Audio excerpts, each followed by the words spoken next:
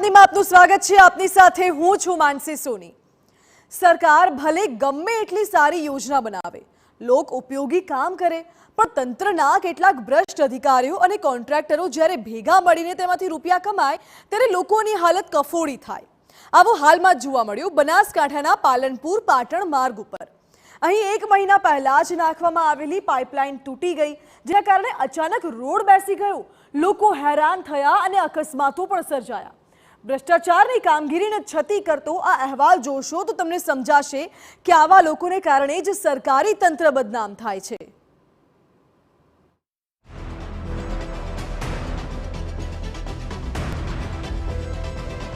આ રોડ જુઓ,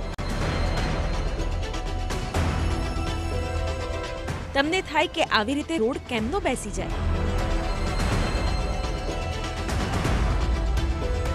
હકીકતમાં આ રોડ ભ્રષ્ટાચારને કારણે બેઠો છે।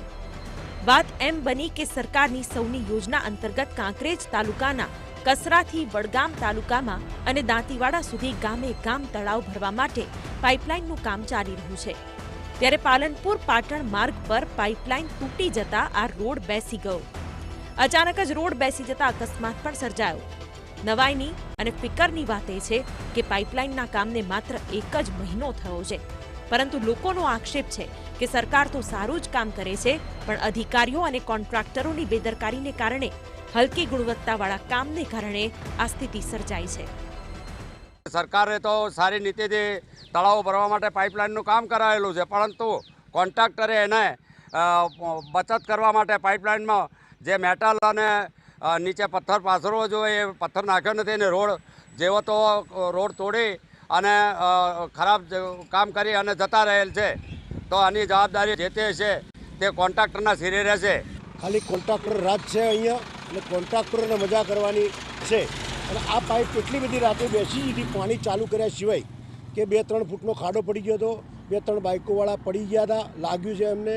આ તો ગઢ પોલીસનું સારું થાજ્યું કે ગઢ પોલીસને જાણ કરતો ગઢ પોલીસ અહીંયા આવી અને એમને એમના પોતાના ખર્ચે અને ગઢના સરપંચ હાજર રહી અને 2-3 ટોલી માટી નંખાઈ અને એમને આ રસ્તો ચાલુ કર્યો કે ભાઈ કોઈ અકસ્માત ના થાય। અહીંયા મોટું ગાબડું પડી ગયું છે, અચાનક રોડ બેસી ગયો। રોડ લેવલ ઉપર કમ્પ્લીટ દેખાતો હતો દિવસે, અને અત્યારે અમે સર્વિસ કરીને અમે ઘરે આવતા હતા તો રાત્રે રોડ બેસી ગયો હતો અચાનક।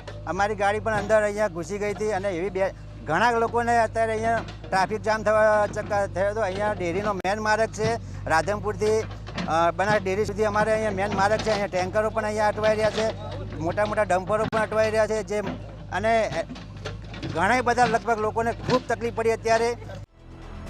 ઘટના બાદ ગઢ પોલીસે સ્વખર્ચે આ રોડને રિપેર કરાવ્યો। ત્યારે સવાલ એ થાય કે આ કેવું કામ? લોકો થાય હેરાન। 1 જ મહિનામાં પાઇપલાઇનમાં ભંગાણ કેમ? શું ભ્રષ્ટ અધિકારીઓ અને કોન્ટ્રાક્ટરોની મિલીભગત છે? લોકોના પૈસાનો આવો વેડફાટ કેમ? શું પ્રજા આટલા માટે ટેક્સના પૈસા આપે છે?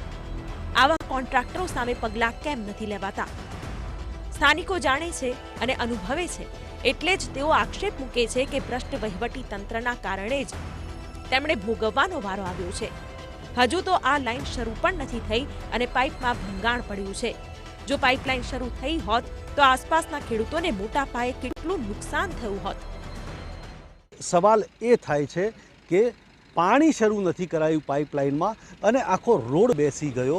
જો પાણી શરૂ થયું હોત તો આ આજુબાજુના ખેડૂતોના ખેતરોની હાલત શું હોત?